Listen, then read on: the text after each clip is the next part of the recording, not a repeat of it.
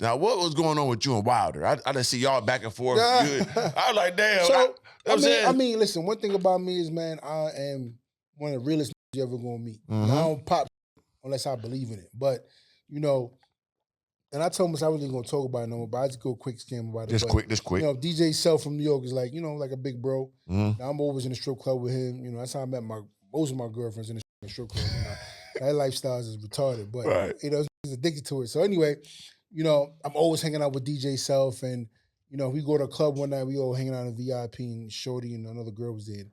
At that time, her name, I know her as Telly. She was working as like a MD in Jersey, little small apartment, humble girl, pretty, but you know, I did some homework on her. She used to date some ball player in LA from the Clippers and blah, blah, blah. So now she in Jersey hanging out. Hang out a few times, you know, had some fun, you know. Yeah. And then I was getting ready for a fight for kickboxing in Vegas. So we kind of just connected.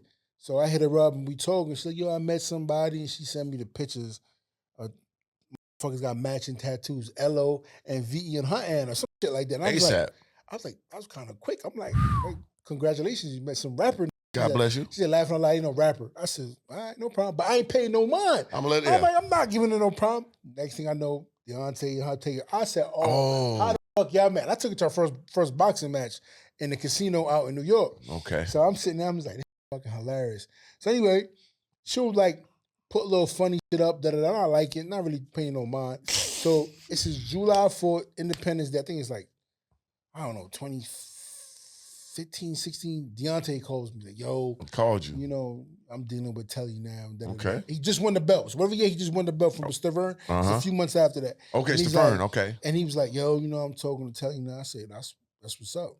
You know, we gonna do the thing. What you mean, bro? Like, I love her. I said, bro, that ain't the one. Oh. I'm like, bro, and I'm like, yo, you the heavyweight champ now, bro. You can have any chick you want. That ain't it. Okay. You know what I mean? Country, but I guess he never seen no fine pussy like that. So he wiped it up. Open that nose up, put them nostrils up in the air. You know, so I was like, that ain't it, bro. I'm like, just be careful. And it's so funny, I ran into a couple of his cousins a few months after that in the Barclay, and a lot of his family didn't even get along with Shorty. And I said, bro, Deontay gonna be open for rude awakening sooner or later. For sure. You guys, you about to get got. So anyway, we fast forward, whatever, blase blah, you know, it kind of died out. Right. So me and 50 was hanging out at this bodybuilding competition. Shout out to 50, man. You know, and 50's, man, I love 50 though. Yeah. So 50, like, what happened with you and Wilder? I said, I told him the whole situation I'm telling you now. Oh, yeah, okay, you know okay, yeah, go ahead. And he's like, yeah, I said, yo, you want that fight? I said, I would love that fight. He's like, leave it to me. So I'm like, I ain't gonna do. Right. So I'm going to a press conference, and the next day I forgot what fight I was getting for. I had my phone blowing up. Right. 50 did this shit talking about Wilder, and I hit it first and all that. Oh, shit. I don't even kiss and tell like that. Like, right. My man asked me, you know, OG, I tell him what's going on. But I say, yo, 50, bro. I'm like, bro, that's kind of shady, bro. He's like, listen, bro, when I talk, don't worry about it. I'm throwing you the alley-oop. You can take it and dunk it. I said, I bet. So I'm just running with it. I'm like, shit is what it is. But then she was in the hospital giving birth. That's how quick shit was rolling. You know what I mean? She giving birth. I'm like, I'm a respect. I'm not gonna I'm not gonna do nothing about it. But then he come out with an interview saying, when I see him, it's on site, talking about guns. I said, what? I said, oh, now you know better than that. I said, so interviews are action. I'm not talking about nothing. I'm done talking about him. So I seen him in the Barclay Center a few months of that. I ran up on him. Yeah. And his brother stood up first. I'm like, I ain't here to talk to you, little nigga. I'm here to talk to your brother. Right. So I walked past him. We gonna do this or what? Now let's keep doing your. His whole energy was different. We was in the Barclays. Right. You know, a bunch of Crips with me in Berkeley. So I'm walking down. I'm like, come walking down. I'm like, what's up? What's good? Right. He said, nah, you keep doing he didn't want no smoke. Yeah. He done mushed his hit in front of they. I said, do that to me. Have, yeah. Nah, I ain't do that. Yeah. You know, but Wilder, you know, maybe it can still happen. We don't know. His chin is glass now. Damn, man. I ain't gonna lie. That always looked like, because I always felt I was similar to him, because that's how I felt like that too. You know what I'm saying? We about to say something like, it'd be like, that's your little brother to say that. So I always with him, because it's like, if I were to box, I got that power too, just to hit him and get him up out of there. Got him so I always had like, damn, I always with him. So I hate to see y'all going at it like that, but it was cool too. He was a big bro. I used to look up to him, man. I used to like Deontay, man. But I ain't gonna lie. I know money changed you because you got to change. It's money, But his attitude and demeanor just became, how can I say, it wasn't authentic, man. Yeah, it's a lot. It's one thing to be for the cameras, you trying to sell a fight, but you talking about Mike. Mike is in history, bro. Leave Mike out of there. Yeah. You talking about this. You want to. It's certain things I could. It was like Lennox Lewis too, or shit, right? Yeah, I'm like, man, listen, man. I'm just like, man, leave the goats alone. For sure. Let's focus on our generation. Yeah. This is great. Like, Mike is my favorite. For sure. Respect Mike. Like. Now, Mike different. You know what I mean? So.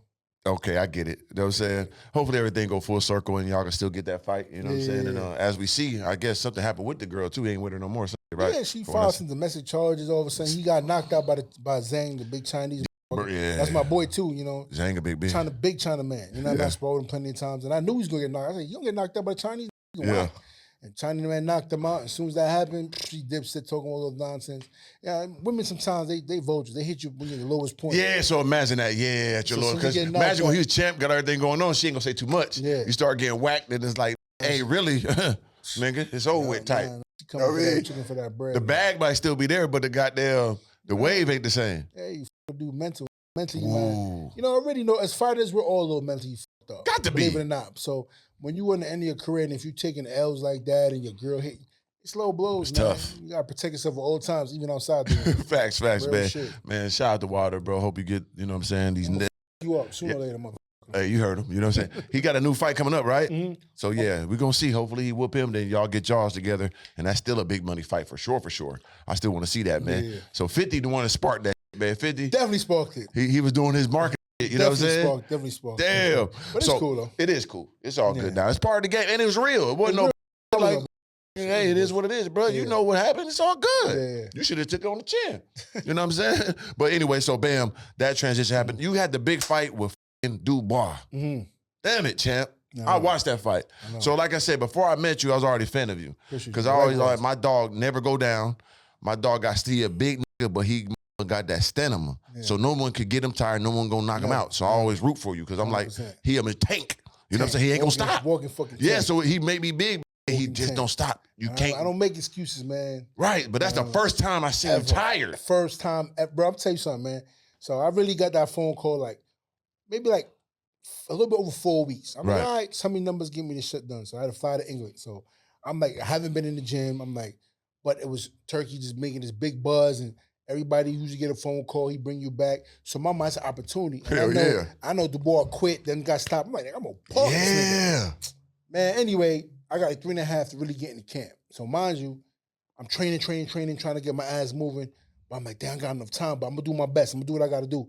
Camp wasn't too bad, but it wasn't long enough. But I said, if I do what I do and I compose myself, I'm gonna get him out of there.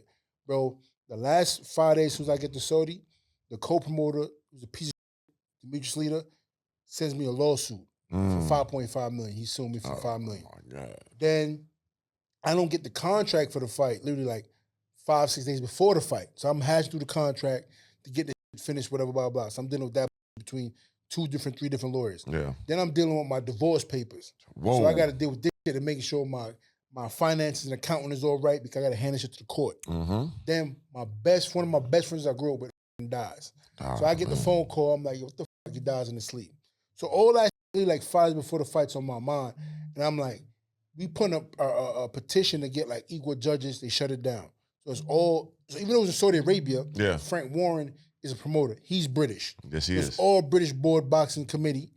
The judges are British. Of course. The referee's British. Oh, the fighter I'm fighting is British. So all that's playing back in mind. Like, I gotta park this dude, boy, because they're not gonna give it to me. Yeah, he's Frank Warren's like fighter, right? Right, yes, it's golden child. You know what I mean? So, and I'm whooping his ass, bro. But I don't know what happened in the 5th round, bro. It felt like somebody just like poisoned me, bro. Like I've never been. I think in kickboxing, Muay Thai, for a different country. I've never seen you tired. I've never been tired like that. And bro, it felt like somebody put sleeping aid in my water, bro. That goddamn George Foreman water. Yeah, I'm telling you, man. I don't know what happened. To this day, I tell my team, bro, we gonna tighten it up on the team because I felt like somebody poisoned me to this day. And I don't really talk about it too much, can't like make excuses, but I've never been that tired. And I was whooping his ass, and then all of a sudden, I went flatline. And the referee couldn't let me finish the last 10 seconds. He stopped the fight on me, bro. So how you feel about that? Yeah, give me that understanding. Listen, when you fight, nobody ever calls me out. Right. Never. But at that time, I was getting back on the scene. I'm like, it's good money. It's a good fight to get me back on top. I'm going to fucking take it. But Frank Warren knew they was getting me not 100% me. Right. So he said, we're going to take you, beat Miller. You're going to Nobody knew who the fuck Dubois was. Right. I'm the one that upgraded his career. I'm For the one that sure. got nobody, even AJ was the main event on that card. Nobody was talking about that card in Saudi Arabia. No. When I did talking, shit went viral. Most definitely. And so, you know, they know baby do, man. They try to use me as a stepping stone for that fight. They got lucky, but never again. I ain't taking no fights last minute, you know, not doing it no more. And then, you know, I got the Andy fight. Right. And that was my boy. And me, I said, they offered me, I'm like, I'll call you back. Click. Right. Yo, Andy, they offered me a fight to fight you, bro. He's right. like, man, how much? So I told him, he said, I'm getting a little more, so you get some more. They wouldn't give it to me. He's like, that's some G. What you want to do? Andy, what you want to do, bro? I says, Andy told me straight up, bro, I need to fight. Right. I said, Andy went crazy with that bag when he I was. said, you know what? All right, bro, let's get happy. All right, be cool. All right, cool. Yeah. I'm gonna talk a little shit though. Like, go for it, click. For sure. Respect. That's my man. So, but I talk shit, but it's more in a funny way. You know what I mean? Yeah. And we have a good fight. You know, everybody thought I won. Yeah, I do. I think you won too. You know what I mean? But it's hard when you fight some of your boys because you know you can see when you hurt somebody, and sometimes the killer instinct is not there to hurt your boy. And I told myself, you know, it was decent payday, but I don't want to fight no more boys. Yeah. I want to fight. Even though y'all both can win, both get bags, was the beautiful thing. But like once again, this is real warrior sport. You see his kids there, his family. Yeah, you really with him. Backstage. One hit, it could be over with. You know what I'm saying? So, like that's real. So you know, that happened. You know what I mean? Everybody thought I won, and we had another fight coming up for Chisora late last year. Yeah. And the promoter did some backstabbing, dirty, and tried to make an underhand deal.